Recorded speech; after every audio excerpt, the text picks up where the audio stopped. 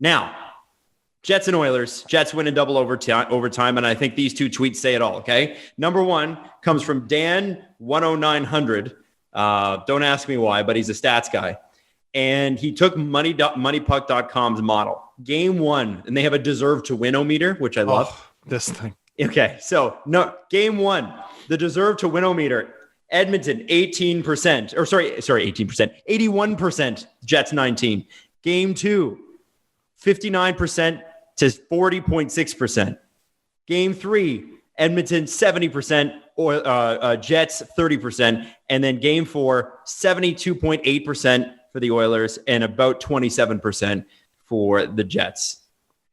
This series wasn't close in so many ways, and yet the Edmonton Oilers, and Ken Holland just did his press conference as we started recording. So I've got a couple quotes from that to get to, which I think you're going to laugh at because I'm a little I said on Twitter I was excited for where the Oilers could go or are going. I think, Steve, you said it better.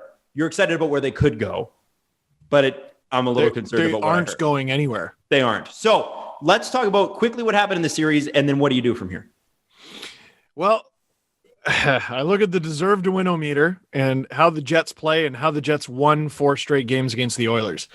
And I look at their performance on the deserve to win-o-meter and getting outshot and getting outchanced, and I go, is this a feature or a bug? Can they win those 4 games against another team? The Oilers defense was shambolic. They gave away the final 2 games. They had leads in the final 10 minutes of both of those games. One of them was multi-goal. Mm-hmm.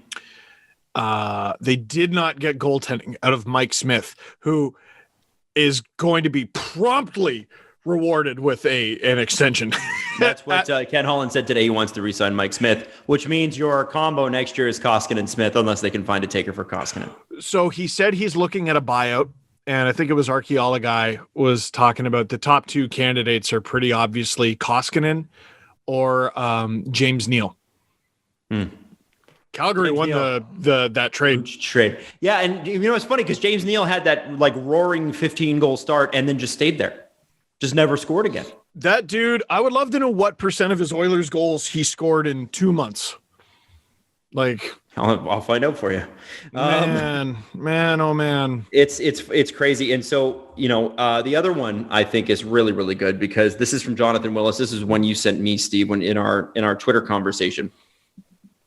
Game 1, 2-1 loss, plus a couple of empty netters, right? Fair. Right. Yeah. Game 2, overtime loss. Game 3, overtime loss. Game 4, overtime loss. He said the Oilers season ends with the weirdest, closest sweep we've ever seen. And hard to disagree on that regard. Wasn't it close against Chicago too? I don't really remember. Well, regardless of that, it doesn't, to be honest with you, what we're, last year is sort of an anomaly. I can see how weird shit would have happened last year. Yeah. But the Oilers...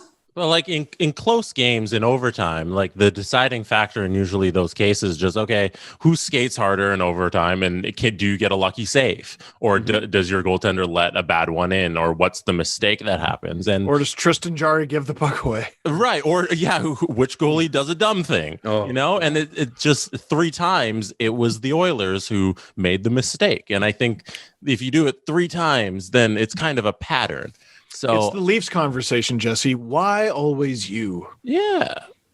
Why did you do this but in the span of 5 days? Why did you do it 3 times? Yeah. Okay, you play a lot of close games, but you see how there's always a winner and a loser? Why are you always in one column? One team outfought you each of those times. So James Neal scored about 15 or 16 goals in his first 2 months in Edmonton, right? Something like that. Okay. So his goal totals in Edmonton last year and this year are 19 and 5. Oh, wait. Was last year? Last year wasn't his first year. In Edmonton? Wait, sorry. Yes, it was. One more time. Last year, he had 19 goals. This year, he had 5. The year before that, he was in Calgary. The year before that, Vegas. Things from early on last season they feel 18 years ago. I get that. I can't believe this is James Neal's second season on the Oilers, Adam. That's what shocked me. There's no way. Holy, what? Yeah. What? Yeah. Wow. Okay, cool. I believe you. And not that we take the stat that seriously, but he's a minus friggin' 20. Last year. Sorry. Yeah. Like in his good season where he scored all those goals, 19 goals, 31 points in 55 games, is minus 20. And most of those goals came in the first 10, 15, or was it 20 games in Edmonton? Like it wasn't disappeared afterwards.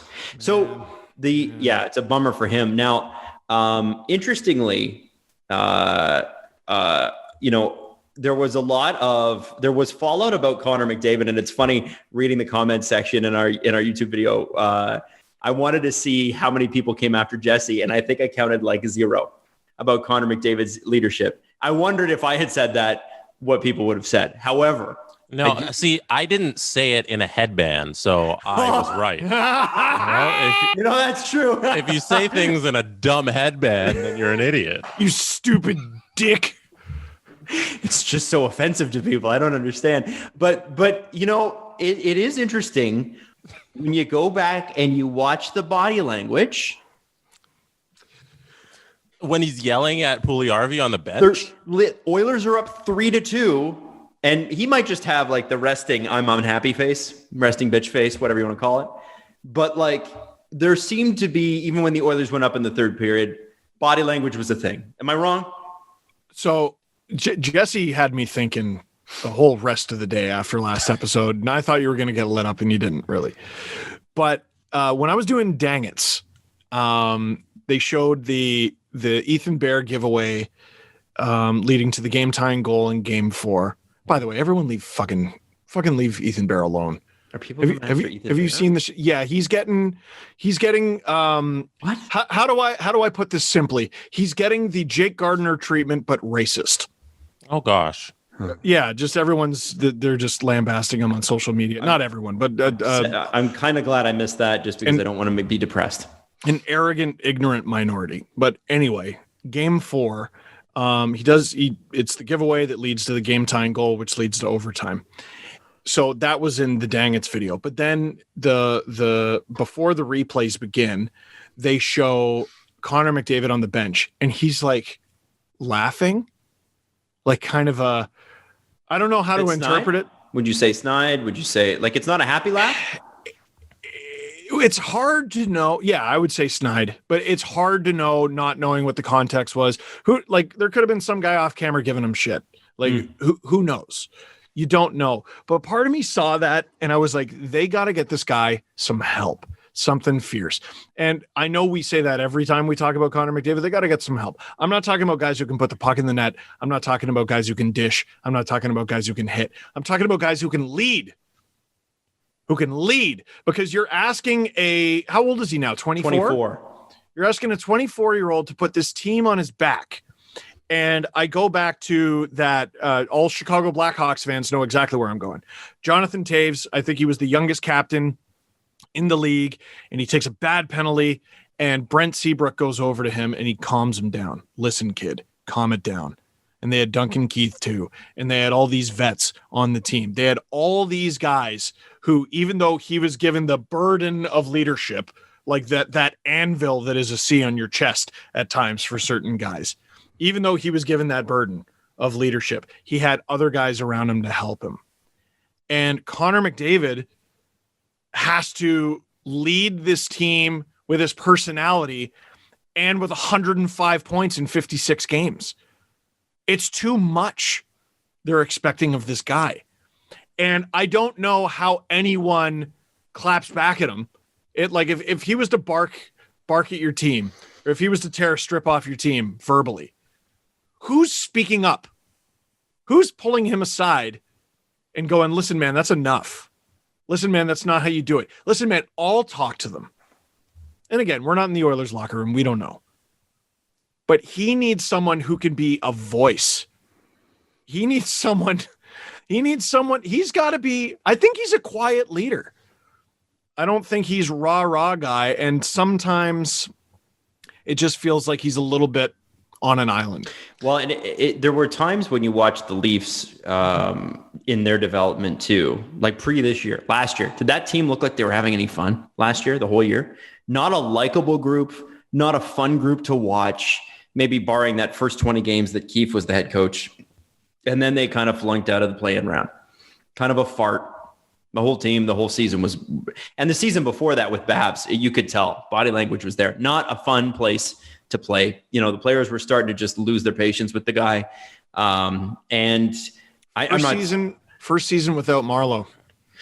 Yeah, good question. Yeah, and that's the thing. You need some guys who are maybe potentially older contributors who can kind of maybe manage that load a little bit. Like you look at what Thornton, Simmons, Spezza have brought to Toronto in the last couple of years. There's been a marked difference in how these guys have played and how much fun they seem to be having, and a little less pressure on the Marners and the Matthews of the world to lead. I think you're absolutely right on that, Steve. And it's funny, you know, I said in the last podcast about Edmonton having a real opportunity here to make a change. They've got a real opportunity this offseason to make changes. And people were like, well, if you resign, you have to resign this guy and this guy and this guy and Nuge, all that money's gone. Well, you're not resigning Nuge. Nuge should not be back. You know, he's a contributor, but he's not a $6 million contributor. And you need to go out and find somebody else. Do you think Ryan Nugent-Hopkins is assisting Connor McDavid in the leadership burden category? Doubtful. I don't know. Well, if he was, it's not enough. And so maybe you just don't re-sign some of these people. Maybe you make a change. And I had some people in my DMs, Oilers fans, saying, well, you can't make changes through free agency. We know how that worked for the Leafs, blah, blah, blah. By the way, it did work before the salary cap, so go to hell. But the reality of that situation is you can't wait around and draft your way into this. The Oilers have given themselves no opportunity, zero opportunity to do that now. They could have done it when Connor McDavid was 20, 21, 22. You know, guys that are 3 or 4 years behind it, like an Ethan Bear, like Caleb Jones. Those guys are looking good. But the window to draft, you got to draft well, always. But the window to draft a core around Connor McDavid has closed. Because if you wait another 4 or 5 years when those players are truly at their best, Connor McDavid's going to be 30. So you got to change it now. You got to do it now. And you got to spend some money on you. And when you buy free agents, you spend too much money. And when you're unfortunately with Edmonton, they have to pay even more. We've seen that. This is why I think it's important that the player/players who come in and they take on that burden of leadership. I think it's important they be good and they be key contributors. So I look at Milan Lucic's first year in Edmonton. Right. And listen, we know Cam Talbot had an absolutely unbelievable year. You know, we can't be taking what is very clearly goaltending and then lumping it on Lucic, who had 50 points. You know what I mean? So I know a large part of their success was goaltending that year. But Lucic comes in, 23 goals, 50 points in 82 games, and then it all crumbles for him. Crumbles to the point where he was willing to, trade me to your most bitter rival. Mm-hmm. You know what I mean? So I can shake this off. Once he stopped being a key contributor for them, it all fell apart. Now it coincided with the goaltending as well. But they got to get guys who can be a voice. They got to get guys who can be a voice in the room and on the bench. I want to read a couple quotes from the Holland thing. First off, he said, you know, I think Rishaug really went after him about the contracts and that sort of thing, I believe. And he said, you know, like people say, Chiarelli signed this contract, Chiarelli signed that. People sign bad contracts. It happens. So here's the thing with Edmonton fans. They don't want to hear that right now. They don't want to hear that. The other thing Edmonton Oilers fans, I don't think want to hear is we got beat by a real team. Winnipeg is an established program with really good players and really good depth. We're going to try to grow into one of those really good hockey programs. Ken Holland wants the Oilers to become the Jets. Come on. So I don't think the Jets would. If you were talking Jets against Golden Knights from 3 years ago, you got me. I'm in. But I don't think the Jets think that they want to be the Jets right now. Like, they're happy with where they've come. But if you think Winnipeg hockey fans have not been extremely frustrated with this team all year because the talent that they had on defense has kind of dissipated, I think there's I think they're one of the fan bases that's had the most fun in these playoffs because they had the lowest expectations. Bingo. That's a great way to put it, Steve. They really did.